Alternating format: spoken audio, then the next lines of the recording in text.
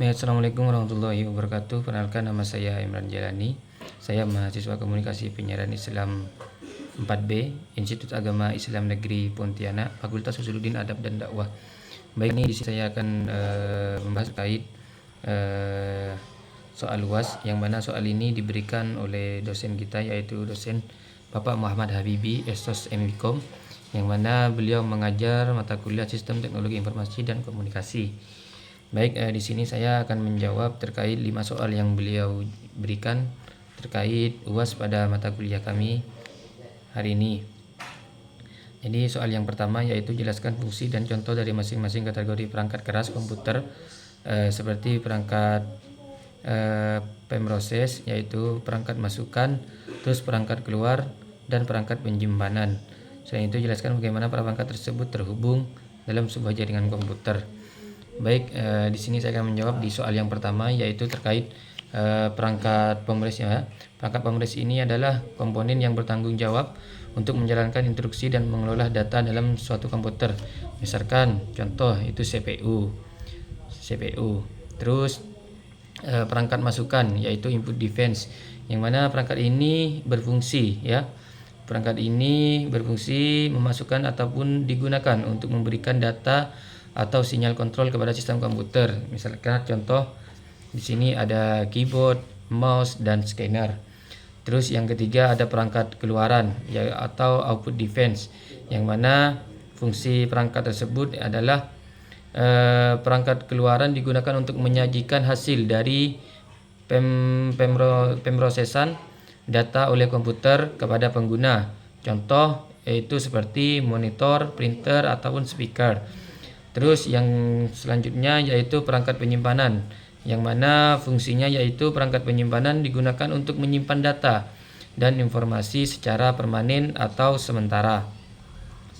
Seperti contoh yaitu ada hard disk atau hard disk drive.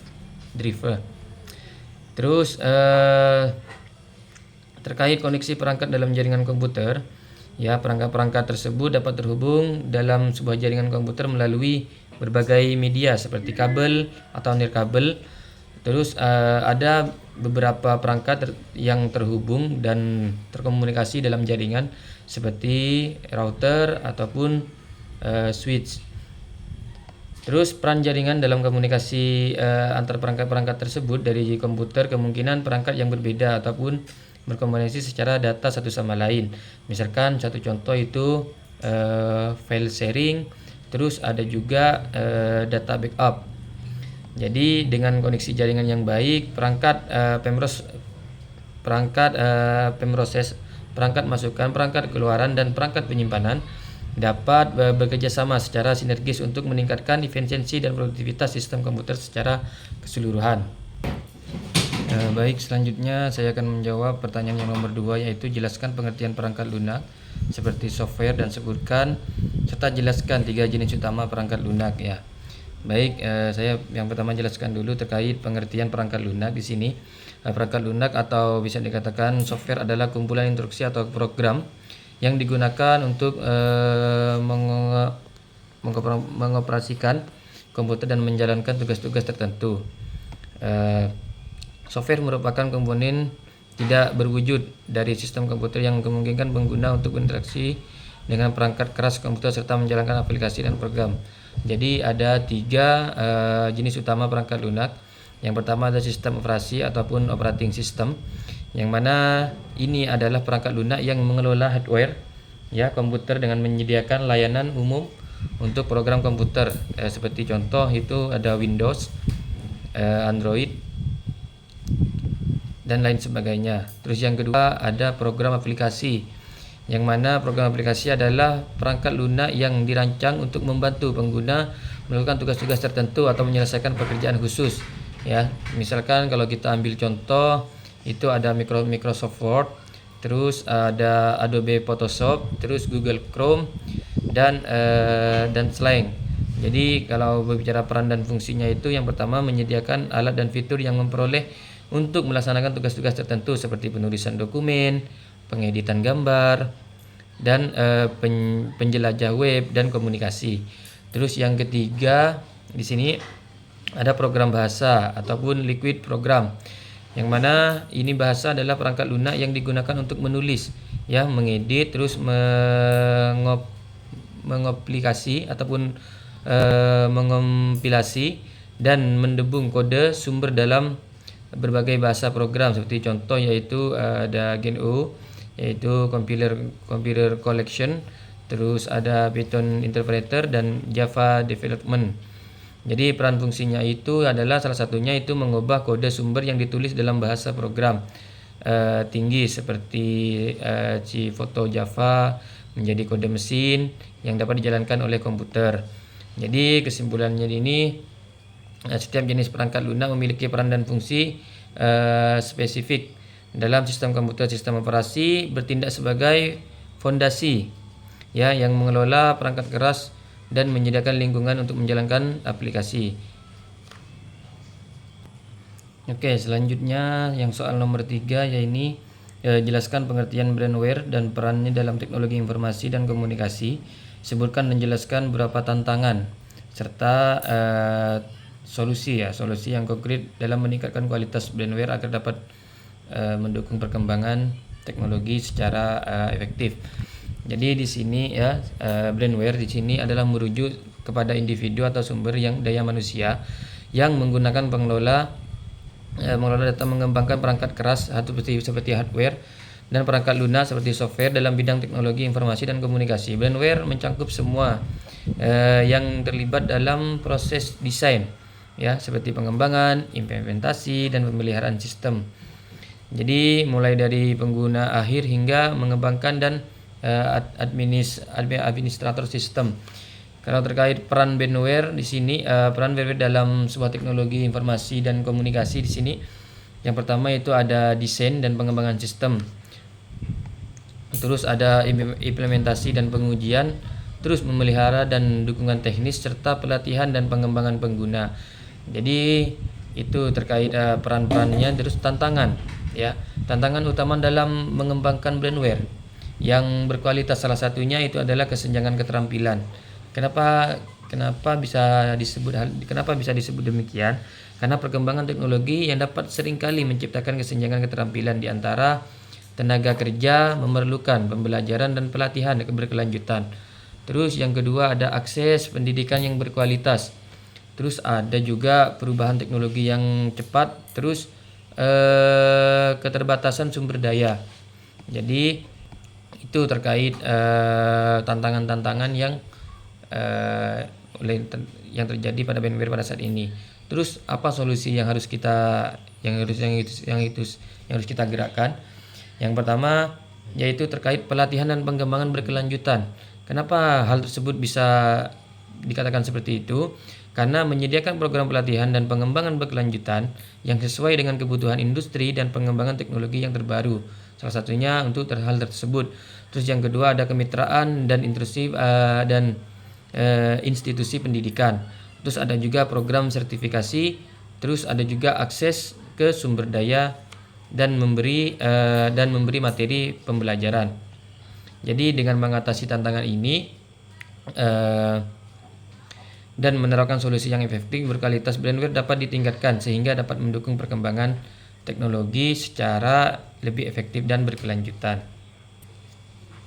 Oke, selanjutnya saya akan menjawab terkait jelaskan pengertian internet dan bagaimana cara kerjanya secara umum. Diskusikan pengaruh positif dan negatif terkait internet, ya, di mana hal tersebut mencakupi aspek kehidupan manusia seperti pendidikan, bisnis, komunikasi dan kehidupan sosial. Baik, di sini akan sedikit saya menjelaskan terkait pengertian internet, ya. Internet adalah jaringan global yang menghubungkan jutaan komputer dan perangkat di seluruh dunia. Internet memungkinkan pertukaran data dan komunikasi antara pengguna di berbagai lokasi. Seperti cara kerja internet yaitu seperti protokol komunikasi, terus server dan klien dan infrastruktur fisik. Jadi terkait pengaruh internet dalam berbagai aspek kehidupan, yaitu dari segi pendidikan kita bisa lihat dari sisi positifnya, yaitu akses informasi. Jadi siswa dan guru memiliki akses tak terbatas ke informasi dan sumber daya pendidikan di seluruh dunia. Seperti itu. Terus yang kedua target pembelajaran jarak jauh. Jadi internet memungkinkan pembelajaran online dan khusus secara jarak jauh. Terus dari negatifnya tersendiri seperti distraksi, yaitu akses mudah ke hiburan online dapat mengalihkan perhatian siswa dari belajar. Terus kualitas informasi, tidak semua informasi yang tersedia online dapat diandalkan dan akurat, seperti itu. Dari dunia bisnis, dari segi positifnya kita juga bisa lihat dari e-commerce, yang mana internet telah memungkinkan bisnis untuk menjual produk dan layanan secara online. Terus ada juga komunikasi dan kolaborasi, yang mana alat komunikasi seperti email dan video conferencing memudahkan kolaborasi antara karyawan dan klien. Dari sisi negatifnya juga kita bisa lihat nih dari keamanan, seperti ancaman cyber, seperti hacking dan pencurian data bisa merugikan bisnis. Terus dari komunikasi, sisi positifnya yaitu kemudahan berkomunikasi, yang mana aplikasi pesan instan dan media sosial memungkinkan komunikasi real time dengan orang di seluruh dunia. Terus dari sisi negatifnya yaitu seperti privasi, penggunaan media sosial dapat mengorbankan privasi individu. Dari kehidupan sosial, sisi positifnya kita juga bisa lihat dari koneksi global, yang mana internet memungkinkan orang dari berbagai budaya dan negara untuk berinteraksi dan berbagi pengalaman. Terus dari sisi negatifnya juga kita bisa lihat dari isolasi sosial, yang mana terlalu banyak waktu di dunia maya dapat mengurangi interaksi tatap muka, dan ini menyebabkan isolasi sosial. Jadi internet telah mengubah, bisa kita artikan internet di sini telah mengubah cara hidup kita, cara bekerja dan berinteraksi. Dengan memahami pengaruh positif dan negatifnya, kita dapat memanfaatkan internet secara lebih bijak dan lebih efektif. Baik, di sini saya akan melanjutkan terkait pertanyaan yang kelima, yaitu jelaskan apa itu kecerdasan buatan AI ya. Apa implikasinya dalam berbagai aspek kehidupan manusia, termasuk etika, pekerjaan dan privasi. Terus prediksi bagaimana kecerdasan buatan akan membentuk masa depan teknologi informasi dan komunikasi dalam 10 tahun ke depan, serta contoh konkretnya ya. Jadi di sini saya jelaskan dulu sih apa itu AI, yang mana kecerdasan buatan AI ini adalah bidang dalam ilmu komputer yang bertujuan untuk menciptakan sistem yang dapat melakukan tugas-tugas yang biasanya membutuhkan kecerdasan manusia. Jadi ini termasuk kemampuan untuk belajar dari data, mengenali pola, memahami bahasa alam dan membuat keputusan. Jadi terkait implementasi implikasi dalam berbagai aspek kehidupan manusia, kita bisa lihat dari etika. Jadi bias dan diskriminasinya, AI dapat memperkuat bias yang ada jika data pelatihannya tidak seimbang. Misalkan algoritmanya rekrutmen yang dilatih dengan data yang didominasi oleh suatu kelompok demografis dapat secara tidak adil dan adil mendiskriminasi kelompok lain.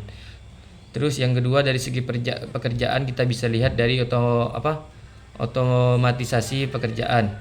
Jadi AI dapat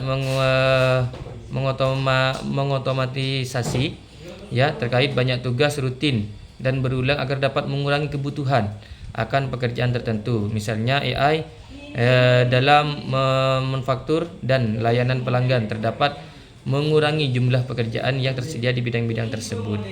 Terus yang kedua, privasi, yaitu terkait pengawasan. AI dapat digunakan untuk pengawasan massal seperti pengenalan wajah di tempat umum yang dapat menimbulkan kekhawatiran privasi. Terus prediksi AI, prediksi masa depan teknologi informasi dan komunikasi pada 10 tahun ke depan. Prediksi. Jadi yang pertama itu ada komunikasi yang cerdas. Komunikasi bisa dikatakan lebih cerdas. Kenapa demikian? Karena AI akan meningkatkan cara kita berkomunikasi melalui sistem virtual yang lebih cerdas dan responsif, penerjemah bahasa atau real time, dan platform kolaborasi yang mengoptimalkan oleh AI. Terus ada kesehatan digital, terus keamanan cyber, terus pendidikan. Jadi contoh konkretnya itu untuk potensi di masa yang akan datang, yaitu yang pertama itu pengenalan suara. Jadi saat ini sistem virtual seperti Siri, Alexa dan Google Assistant yang mengenali dan merespon perintah suara. Jadi di masa depan ya, Sistem pengenalan suara yang lebih akurat dan koneksi yang dapat memahami dan merespon dalam berbagai bahasa dan dialek itu, seperti ada kedengaran otom, ada juga anak-anak yang desa besar, pengenalan gambar dan lain sebagainya. Jadi dengan perkembangan AI yang pesat, kita dapat mengharapkan integrasi yang lebih dalam berbagai aspek kehidupan, jadi yang mana hal tersebut membawa kemudahan sekaligus tantangan yang harus dikelola dengan bijak. Mungkin itu terkait jawaban-jawaban yang dapat saya sampaikan dan dapat yang saya jawab juga. Semoga ini juga bisa diterima dengan baik oleh dosen kita. Akhir kata dari saya, wallahul muwaffiq ila aqwamit thoriq. Wassalamualaikum warahmatullahi wabarakatuh.